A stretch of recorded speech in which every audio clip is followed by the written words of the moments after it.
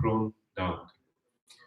Purport by A.C. Bhaktivedanta Swami Srila Prabhupada.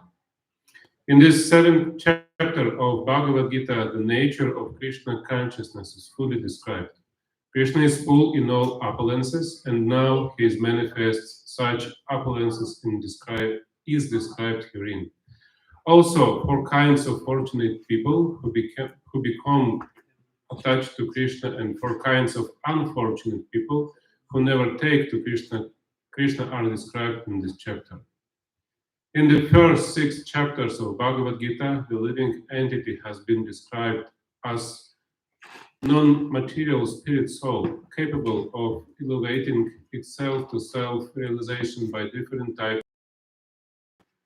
At the end of 6th chapter, it has been clearly stated that the steady concentration of the mind upon Krishna, or in other words, Krishna consciousness, is the highest form of all yoga. By concentrating one's mind upon Krishna, one is able to know the absolute truth completely, but not otherwise. Impersonal Brahma Jyoti or localized Paramatma realization is not perfect knowledge of the absolute truth, because it is partial. Full and scientific knowledge is Krishna, and everything is revealed to the person in Krishna consciousness. In complete Krishna consciousness, one knows that Krishna is ultimate knowledge beyond any doubts. Different types of yoga are only stepping stones on the path of Krishna consciousness. One who takes directly to Krishna consciousness automatically knows about Brahma Jyoti and Paramatma in full. By practice of Krishna consciousness yoga, one can know everything in full, namely the absolute truth, the living entities, the material nature, and their manifestations with paraphernalia. One should therefore begin yoga practice as described in the last verse of the 6th chapter. Concentration of the mind upon Krishna, the Supreme, is made possible by prescribed devotional service in 9 different forms, of which Shravanam is the first and most important. The Lord therefore says to Arjuna, Tachvinu, or hear from me. No one can be greater authority than Krishna, and therefore by hearing from him, one receives the greatest opportunity to become a perfectly Krishna conscious person. One has therefore to learn from Krishna directly, or from a pure devotee of Krishna, and not from a non-devotee, upstart puffed up with academic education.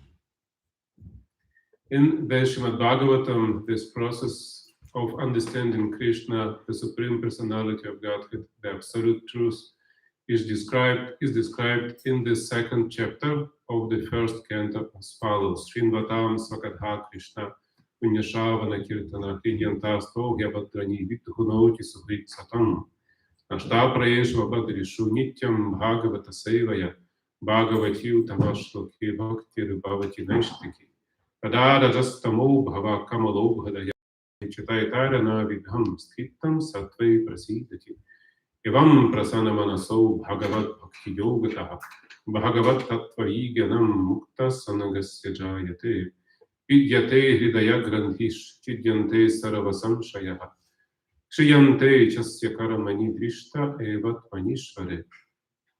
To hear about Krishna from Vedic literatures, or to hear from him directly through the Bhagavad-Gita, is itself righteous activity.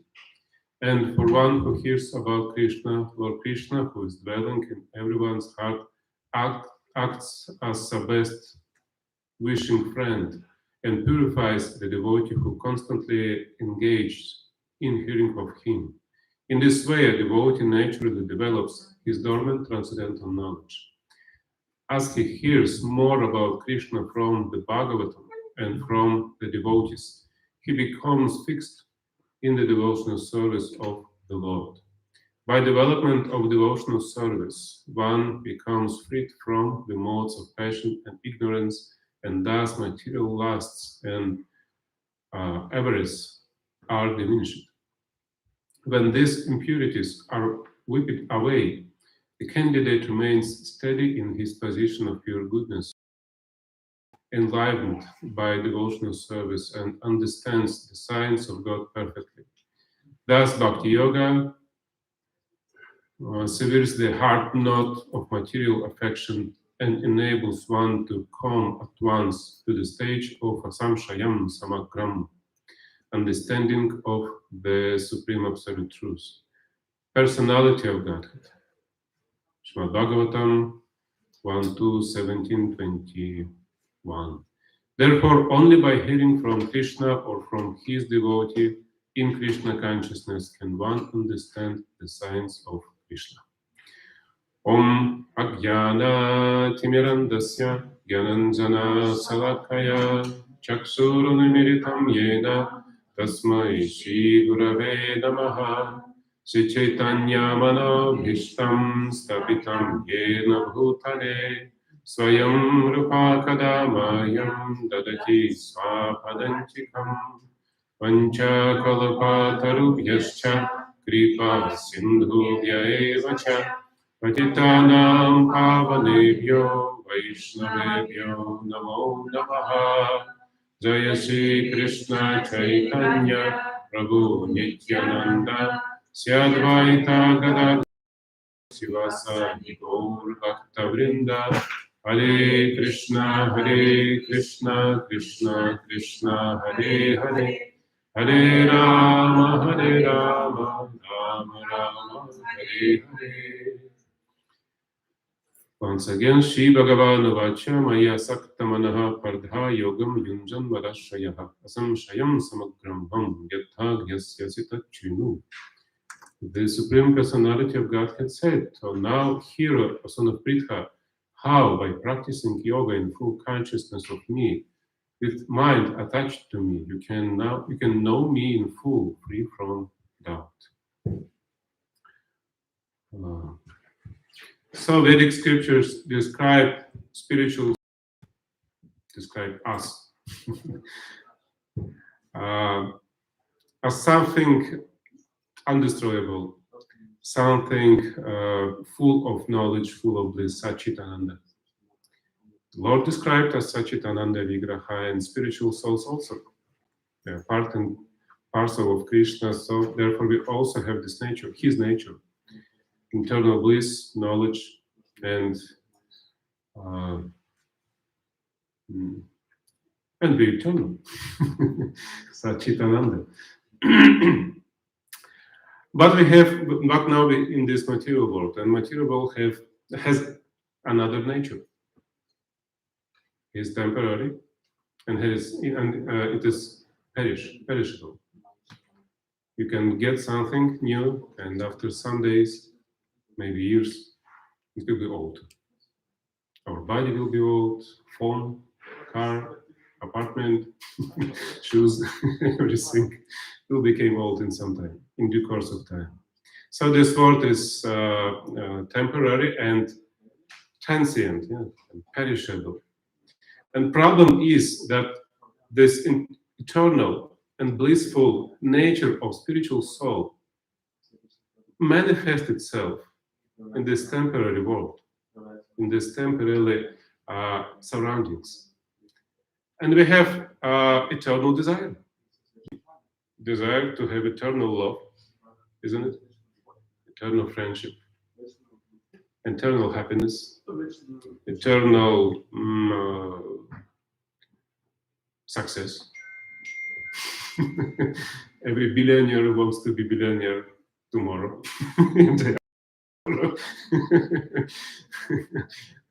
One more billion. Eternally, We want to be eternally prosper and so on. So we have eternal desire in not eternal world, in not eternal surroundings. That is the problem. So Prabhupada called it incompatible situation. In computer world, you have motherboard for AMD processing, but you have Intel process. It's incompatible situation. You can compete one with you can use one process to motherboard that doesn't compatible. So soul is not compatible in this material world. We try to realize our internal or eternal desire, eternal love, and so on in this temporary surroundings, in these temporary worlds. So we want to get eternal results in temporary world, and that is a reason for so many illusions. And in Veda it's called Maya, and Maya are wary. Every one of us has his own Maya. For example, in every country I travel, they think that they are the best. Russians think we are the best. We victory every war. We are participating. In India, they think we are the best. We are most clever, they say. There is no better IT specialist. Yeah. They think like that. In Finland also, they may say, we are the best. So Maya is many.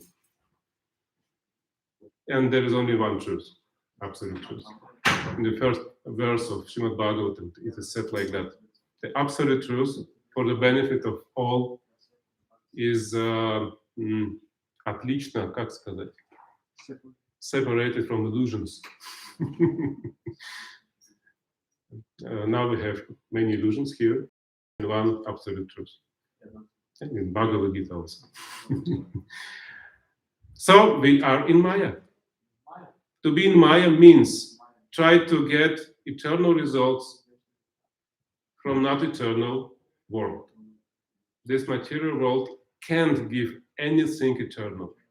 Body is not eternal, money is not eternal, everything is not eternal.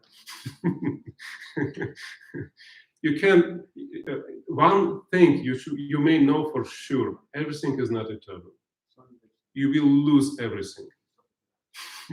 You will lose your phone, your PC, your laptop, your body, your health, everything. That's for sure.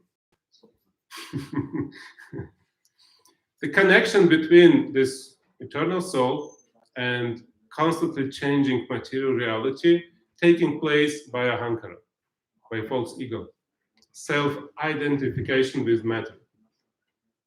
Next time when you see you in the mirror, you should thinking that it's not me, it's my karma. It's not me, it's my jail. It's jail for soul. I'm imprisoned here.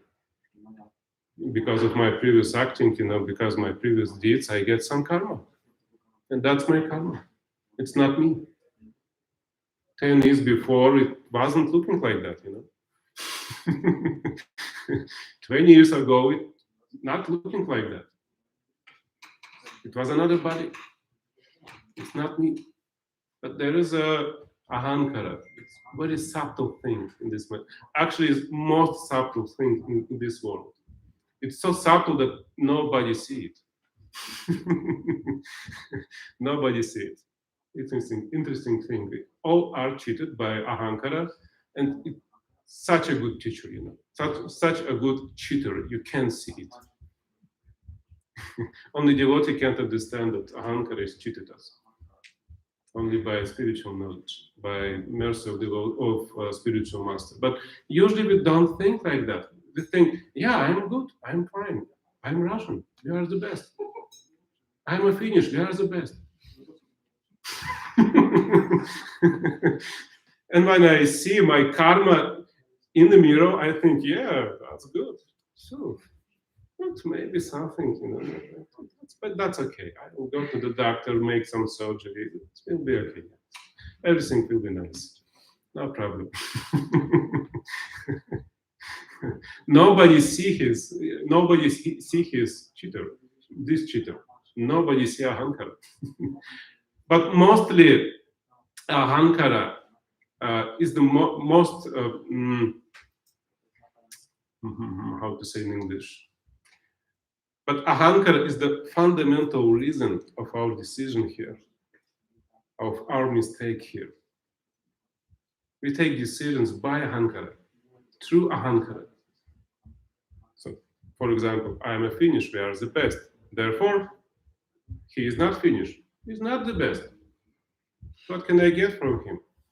He's foolish. He's not Finnish. Or I can think I am Russian, and Russian on the top of the world, and nobody can teach us.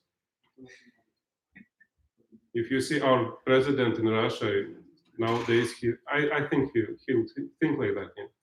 Nobody can teach us,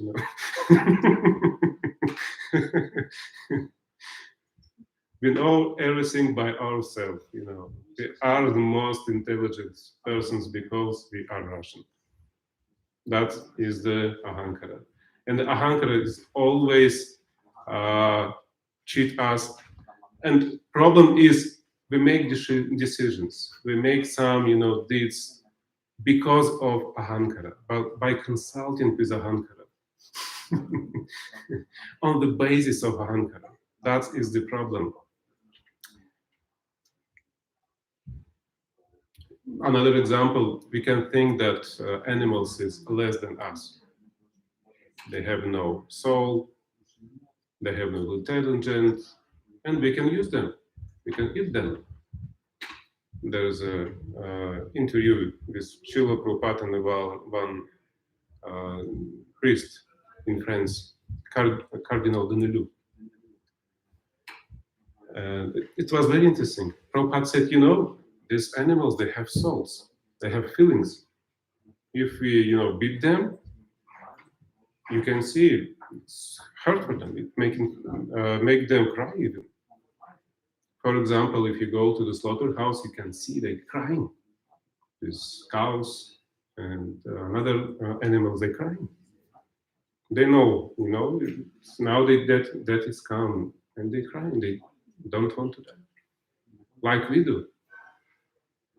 And it was very interesting to see that this Danielu doesn't understand the simple truth. So we can't eat them. How? But we want to eat them. Why can't we do this?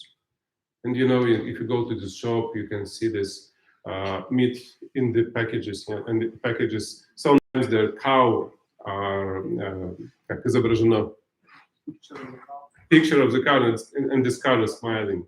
Cow is smiling. I'm so happy you will eat me. Yeah, it's very good. Take it.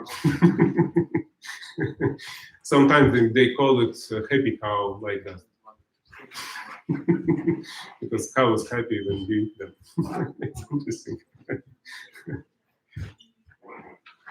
So that is the problem. Yeah, we have an eternal spiritual soul with eternal desire, eternal longing for love, for friendship. And we have this uneternal, unhappier circumstances of material world. But by false ego, by ahankara, somehow we have this hope that maybe one day we'll be eternally happy here. Maybe one day there will be exact husband which make me happy. Exact wife, exact new Volvo car, which make me happy. Yeah, previous one was ideal, but next one, there is a cameras, there is so many electronic helpers. It's ideal. But next year, more ideal. More ideal. More ideal. Everything. So we connected with this material reality by ahankara. And art, science of yoga, is to get rid of this illusion. Get rid of this ahankara. These false configurations of consciousness. I can be happy here, I can be happy like that. like that. So, for example, now I give lecture in English in Finland. Why? Because lots of people who think that maybe in Finland I will be happy, isn't it? And they come here and try to be happy. It is illusion.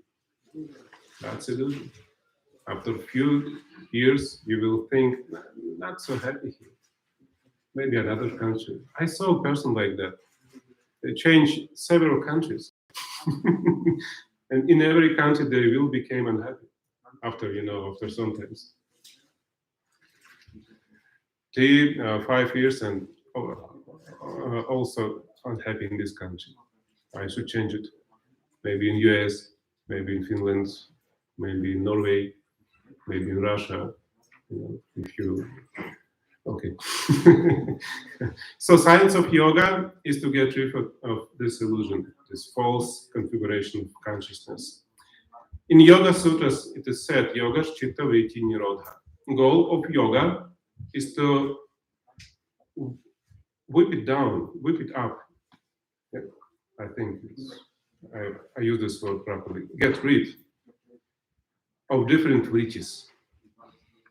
Vritti is very interesting word, Sanskrit word. Vritti means curved. Something curved. It's opposite to straight. There's something straight, but vritti means something curved. And there is an example in the Vedas. Example of bull.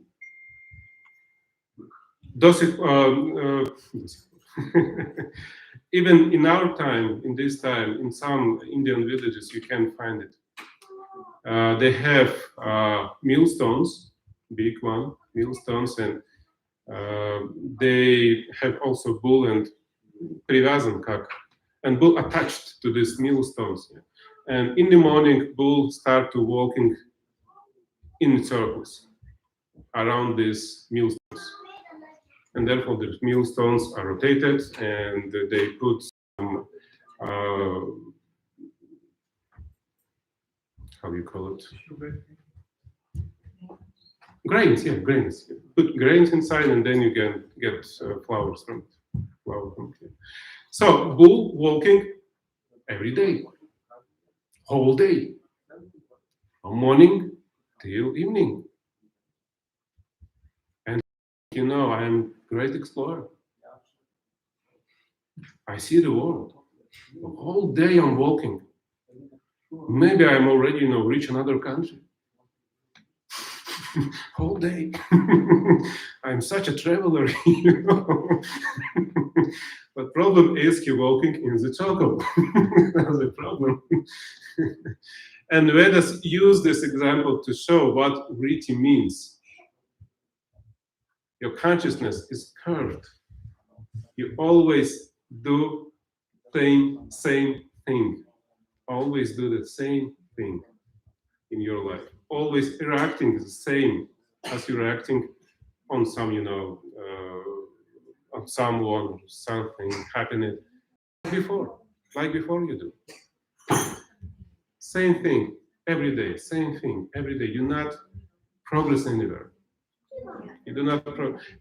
It's interesting point that in the evening, this bull get prize for his tiredness. It's the only prize for this great travel. For every day walking in the circle, and the only prize you get tired. And ask older people. They are tired. That is the price. The whole your life, you're walking in the circles. And when you get old, you're tired. Therefore, it's very often that you can see that old people are zloi. Angry. Did you see that? They are angry because they're tired. The whole life, go this circle from dawn to down. And after all of this, I get tired. And no eternal happiness, no eternal love, nothing eternal. Only tiredness. Like a bull. So the art of yoga, science of yoga, is to make our consciousness straight again, not curved, straight again. To see the higher goal and go straight to the higher goal. Not like, in this life I get married, get children, die. Next life, get married, get children, die. But maybe last life in India, next life in Finland. That's all. Decorations are different. But this circle is the same. And we know that Vedic call this samsara. Circle of birth and death. Samsara. Again and again, again and again, again and again. Sometimes as man, human, sometimes in some body of some animal, body of animal and so on. But samsara is the same. The goal is the same. You will die and you will burn. And the circle will be the same. So yoga means you should straight your consciousness. You should see higher goal and go straight to this higher goal. That is the art and science of yoga. We should make our mind, our consciousness straight. Enough circle. Enough circling. This verse of Bhagavad-Gita 7.1 give us secret of success in yoga. And this secret is in this Sanskrit phrase, Tat Churinu, or hear from me, Krishna said.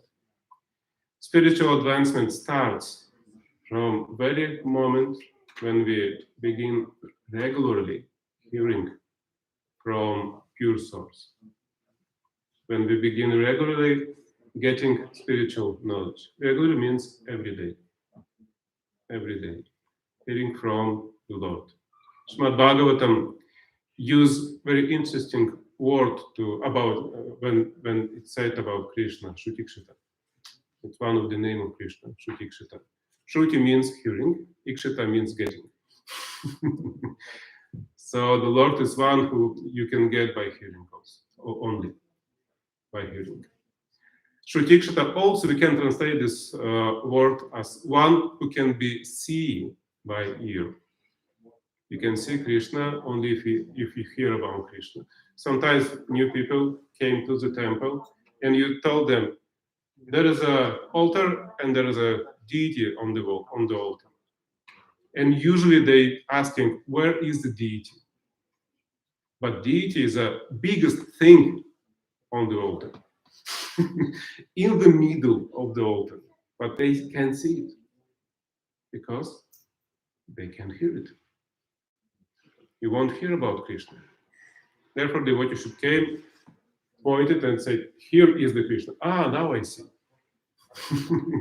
So you can see Krishna by your ear. Shrutikshita. Very interesting word. To see Krishna, to see Lord, to see God, we can use two methods. Jnana Chakshusha and Prema Chakshusha. We can use knowledge and we can use love. True knowledge and true love. Of course, by the eye of through the eyes of love, only saints can see Krishna. Only saints, great saints, pure devotees. Maybe it's not our level. Maybe it's not our reality to see Krishna everywhere, like Lord Chaitanya do so. If Lord Chaitanya sees some hill, oh, Govardhan,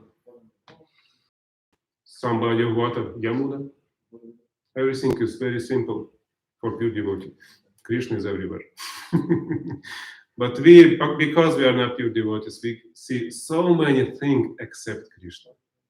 So many things. Isn't it? Yeah, we came to the temple and Krishna is here, no doubt. Here's the deities. But when we go out of the temple, oh, so many things except Krishna. Cars is there, Helsinki, and so on. Winter is coming, but pure devotees see only Krishna. That's Prema Chakshusha. Of course, this may be not our level, therefore we should use Jnana Chakshusha. Jnana means we should open our eyes by knowledge, by spiritual knowledge. It's like to get glasses. For example, if you have some eye disease and everything is blurry for you, you just put glasses, put on, yeah, and everything became focused. Yeah, now I can see everything. By ahankara, we have this disease. Everything is blurry here in this material world, isn't it? From a spiritual point of view, everyone have some eye disease here. Everything is blurry. Everything is undefined,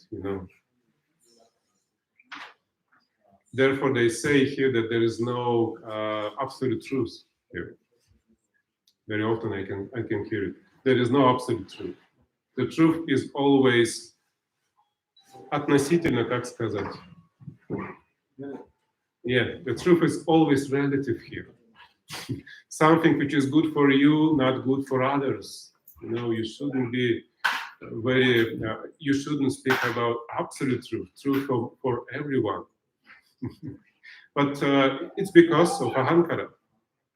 But when you get these glasses of knowledge, or spiritual knowledge, you can remove this blur, and you can see everything in focus.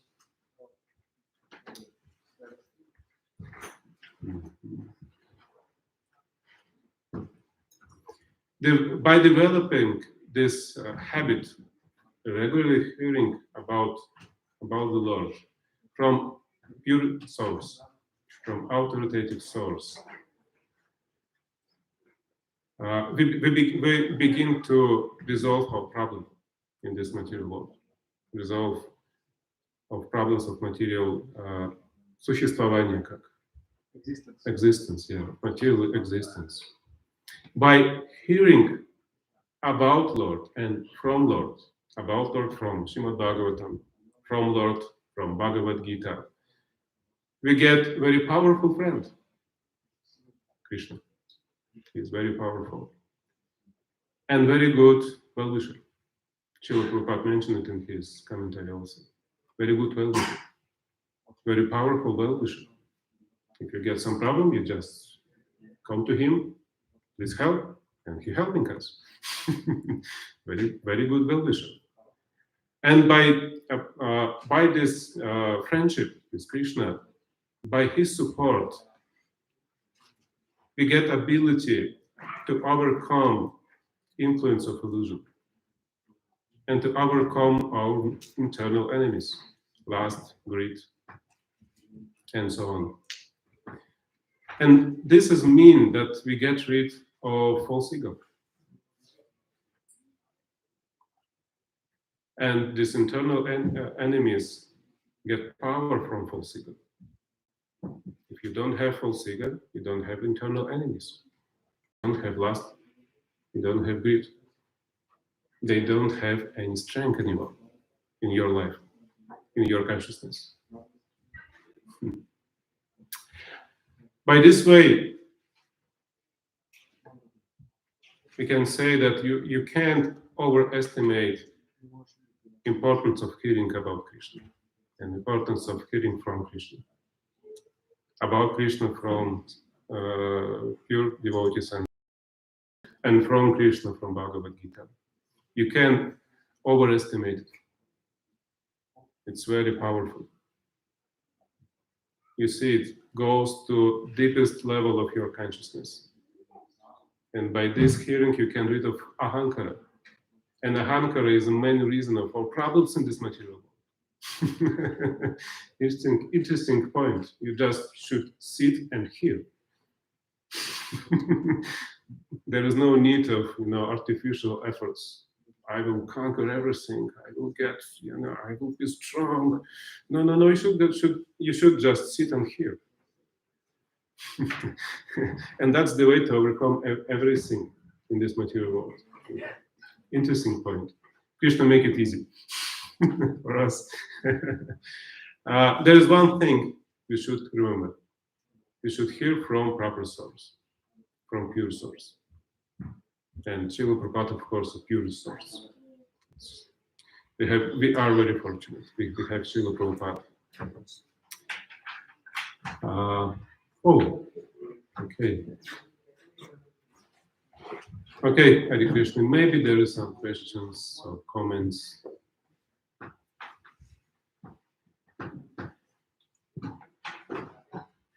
Yeah.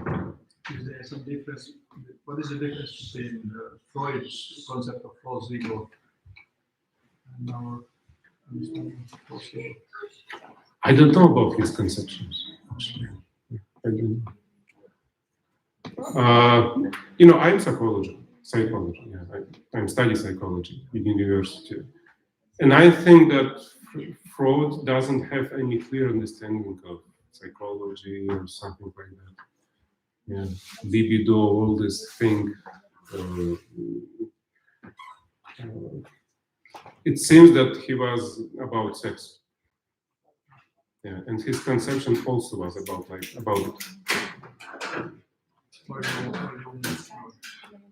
Oh, Jung. As far as I know, Jung,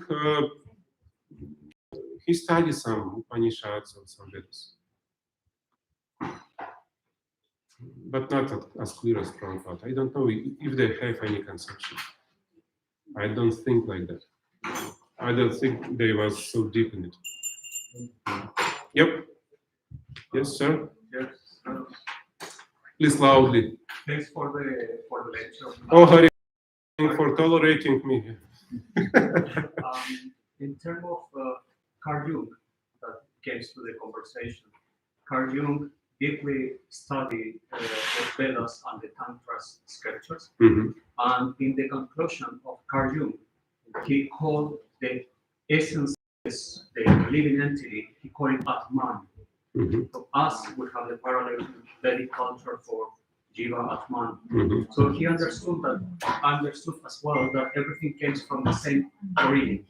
And Atman is the same as the original font. So in that term, he turns into something of what is parapsychology did, because it was even deeper than Freud, that everyone is coming from the one origin. And then it's very clear that his point of view was kind of like a Brahma, kind of yogi point of view. So he was deeper than Freud, yeah. Yes. Definitely. But in India, when he went to study in India all these topics, he was invited several times for different gurus, very advanced yogis as well. He never accepted a conversation face to face. But when he get back to Europe, he started explaining his realizations about psychology that was basically a copy paste of Vedic culture. Same for Chopin, that he copied Buddhism like directly. The point is, if you try to learn Vedas and don't get spiritual master from Parampara, you will get Khichdi. Khichdi. Khichdi, yeah, you know this porridge. you just put everything in it and boil it.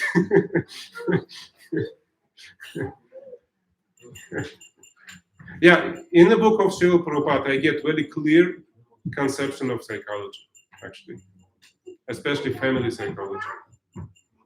In the third canto, there is a very clear, very, very easy to use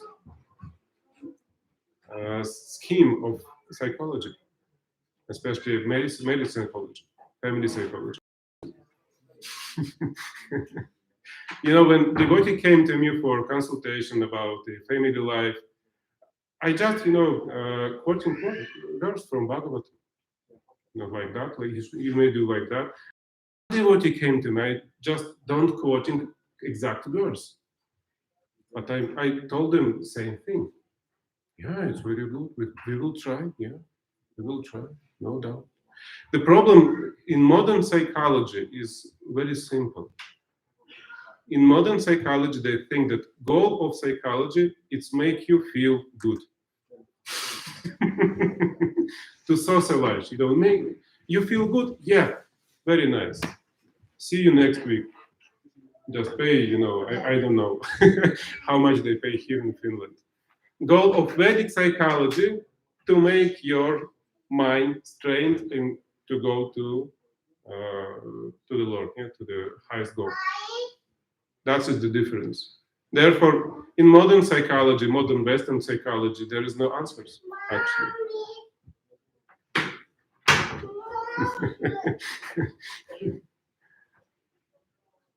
Because there is no answers. So I was just wondering about this as our attitude and our mentality is this following this curved line. So we should try and make it straight, but wouldn't it ultimately be that it should become curved again and curving around Krishna simply? Or would it be perpetually so that we have our aim like a direct line, and then we are after some infinity which we can kind of never reach? The second how to say, it's nearer to the truth. Yeah. Because when you came to the Krishna, for example, to the spiritual world, to the local, and in of your association with Krishna, in your friendship, in your love with Krishna, you can go deeper and deeper every time. It's not that, Krishna is here, that's okay. What next? So I'm here in Vrindavan, So, what next? Where is Prasadam here? What is next? No. You can deeper your relationship with Krishna unendingly. In rasa, right? It's called rasa in Sanskrit. These relationships. It's, I can say, endless. Unlimited. Yeah, I hope it gives you some clue. Okay. Where are you from? From here. From here. Living here. So what do you think about my English? Quite nice. Thank you. I can comprehend everything that you said. Acha, thank you. Perfect. Good. Okay. Maybe, when some lost.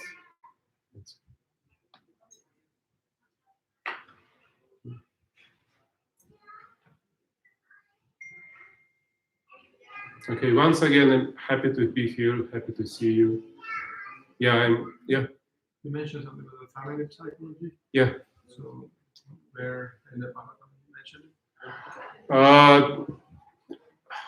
As far as I remember, 3rd canto and maybe 27th chapter. Marriage of Kardama and Devahuti.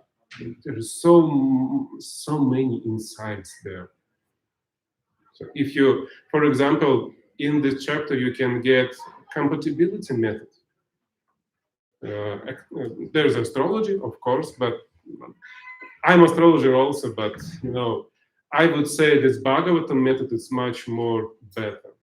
There are only 3 things in the Bhagavatam: age, character, and the nature.